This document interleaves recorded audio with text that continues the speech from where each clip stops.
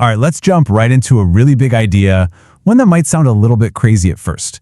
What if the real key to getting everything you've ever wanted is to learn how to ignore your current reality? I mean, seriously think about that. What if everything you desire already exists? What if it's right there, but it's just invisible to you because of the energy you're currently putting out? This isn't some new age fad, this is an ancient concept. And when you really truly grasp it, wow, it can change absolutely everything from the inside out. So here's the central idea to wrap your head around. Your reality is nothing more than a mirror. It's just reflecting your internal state right back at you. Now, let's be real. If you looked in a mirror and saw a frown, you wouldn't walk up to the glass and try to physically force the reflection's lips into a smile, would you? Of course not. That's absurd. You'd smile first.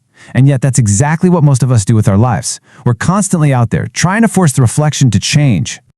So yeah, let's dig into this a little deeper. This foundational philosophy that reality is a mirror.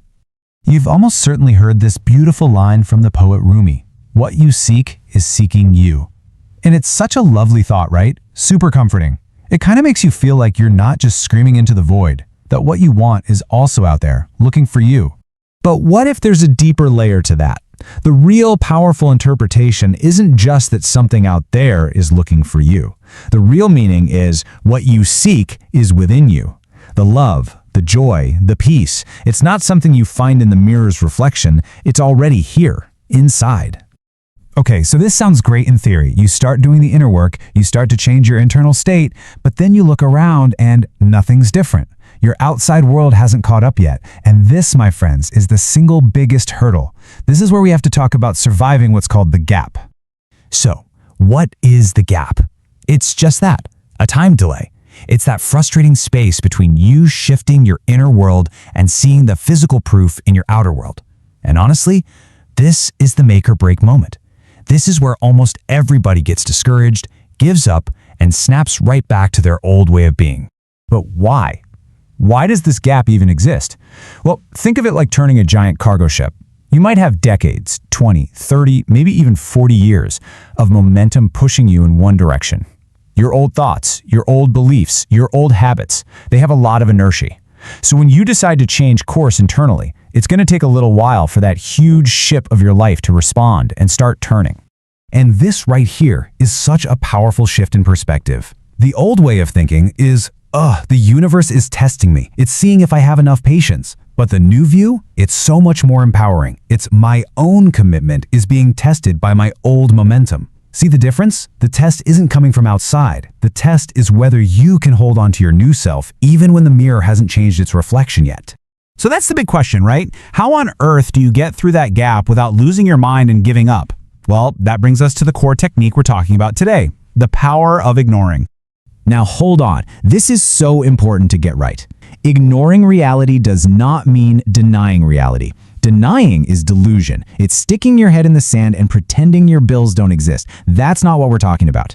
Ignoring in this context means observation without reaction. It means looking at the facts of your situation. Yep, the bills are there, but choosing to detach from the negative emotional freakout that usually comes with it. So what does this actually look like day to day? Well, first, you just observe what's happening around you without getting sucked into the drama. Then you have to realize, hey, I am not these anxious thoughts. I am not these frustrated feelings. You acknowledge where you are, for sure, but you put all your focus, all your energy on where you are going. And, this is the big one, you have to let go of that white-knuckled need to control and manipulate the reflection in the mirror. Ultimately, this whole practice of ignoring is just a tool. It's a tool to help you move into a completely different state of being. So let's get super practical here and talk about how to do that. Let's talk about the shift to openness. Okay, so check this out. It's a 4-step journey. We all start at step 1, contraction. That's that tight, fearful feeling, right? You feel unsafe, you want to avoid feeling bad. That immediately triggers step 2, protection. We go back to our old coping mechanisms, overthinking, trying to control everything just to feel a little bit normal. But the game changer is step 3, neutrality. This is where you just watch. You see the patterns, you see the emotions, but you don't judge them. You just observe. And that is where your power comes back. Because from that calm, neutral place, you can then make a conscious choice for step 4, openness. You choose to be open no matter what the outside world is showing you. And you know, when you start to live from this place of openness, something amazing happens. You come to this really profound understanding that brings everything full circle. You realize You are what you see. Here's a great way to picture it. Imagine you are a cork in the middle of the ocean. What's the natural state of a cork? To float, right? It just bobs there on the surface, effortlessly. That's your true nature. Your natural state is joy, peace, love, just floating. So if floating is your natural state, what's holding you underwater? What's all that heavy stuff we carry around? Our resistance, our attachments to how things should be, our limiting beliefs, they're like weights pulling you down. And this is so key. Transformation isn't about adding something new to yourself. It's about letting go of the weights that are holding you down so you can naturally float back up to who you've always been. You know, it's often said that when people reach a state of enlightenment, they just laugh. They laugh because they realize they spent their whole lives desperately searching for something they already were. They just had to get out of their own way. So let me leave you with this thought. If you are already whole, if you are already that cork, what are you finally ready to let go of?